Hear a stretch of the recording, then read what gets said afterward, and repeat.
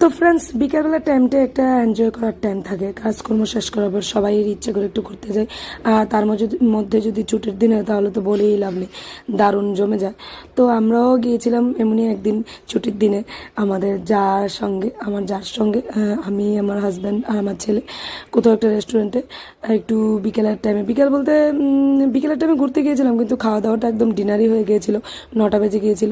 তো ওখানে গিয়ে আমরা অর্ডার করে দিয়েছিলাম এগ চাউমিনটা দারুণ ডেলিশিয়াস হয়েছিল, ইয়ম্মি হয়েছিল, এত এত ভালো লেগেছিল, দ্বিতীয়বার যাওয়ার আবার ইচ্ছা আছে।